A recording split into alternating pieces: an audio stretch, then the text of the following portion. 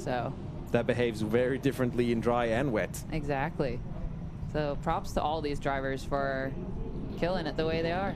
And props to Kenda for providing tires free for all drivers. Absolutely. So Elias Ålund on the right and Filip Josefsson on the left on the boss kit. And Elias Ålund on the yellow and pink and purple car. And this car is so clean, so clean. And he had not a single scratch on this thing. So far, don't say too much. A whole Swedish championship. A whole Swedish championship. Not one scratch. What? It's crazy. And we had concrete walls around the whole track last track. Oh my goodness. He's insane. But is that enough to battle it out at Gatebil Drift Battle? We will see. We will see.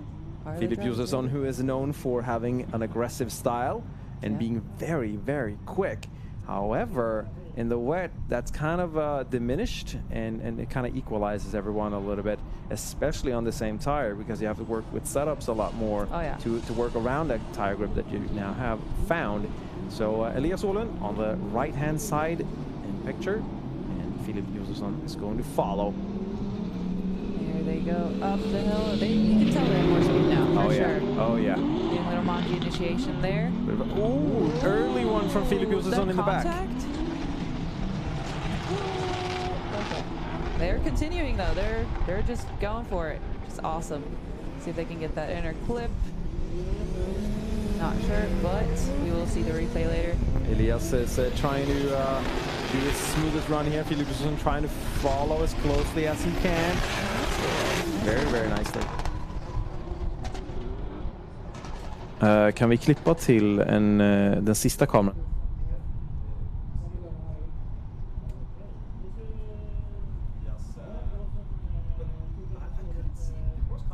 Do we think that?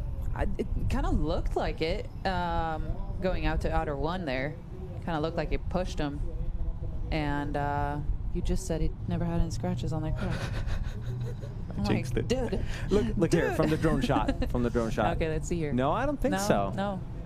That's good. So Elias is on a shallow line, needs to be on the outside hand of the track, and is not. They're throwing an angle going into inner clip 1 here. They need to be in the inside, and they kind of are. And then trying to get out. And consistent...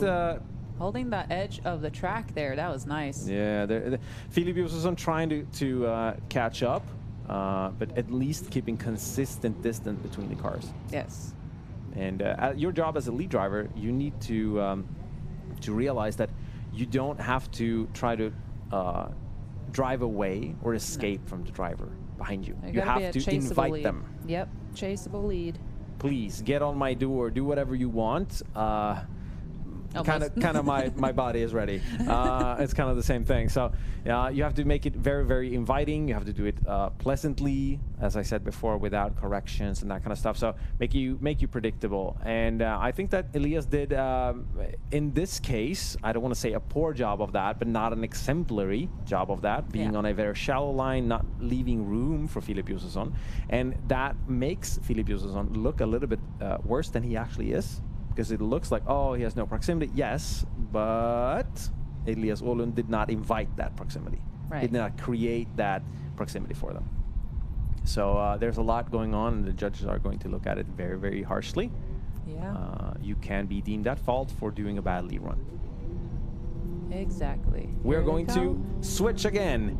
So now, Filip Josefsson, will he get the opportunity to do a way better lead run and prove to the judges that he is the one who's going to come out on top? Ooh, nice initiation there. They reached out and were at angle right away. Elias is a little shallow there. He could slide out a little bit further and gain some proximity.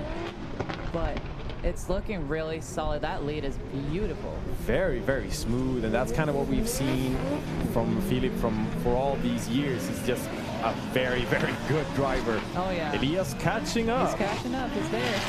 It's like ice skating out there. Yeah. And unfortunately for them, the track is going to dry up fairly quickly, actually. Yeah, at least on the hill and the first part of it, and then that sweeper with the inner clip and outer 5 and 6, that's where it gets really slick when it's just a little bit wet if you compare it to the rest of the surface. So think about that math exercise. You had this kind of grip before, and now you're picking up way more speed from the start line. Yep. And then you have to account for, oh shit, there's no grip down down below in the pocket where you're going to do the first hand left. You slide out a lot when it's wet. Yeah. But they control that beautifully. Filip does a great job here. That proximity is great. That's probably the best last half of the track in chase I've seen. Absolutely. And you got out wide there. That kind of went nice. Very good. And we want the drivers to end up on the right-hand side before the start line. So there is an outer zone 6. Yep. You have to get to it. They get out of the car. I love that, by the way. This started after British or Irish drifting became big. Drivers getting out of the cars. That used to never happen before. No. Never. Yeah, I think it's very Irish. Yeah, I've seen that on at FD and stuff. A lot of people just sit there, and then Dean or people will hop out and say thank you for a good battle. Yeah, it's so nice. Filip Josefsson takes it. Filip Josefsson takes it. Well deserved. Very smooth. Good run by him. Yeah, that was a beautiful lead run in patchy conditions. I'm mind blown. So I want to see you in your Mustang out here. Yeah, I mean, when it's wet, hell yeah. That's when my Mustang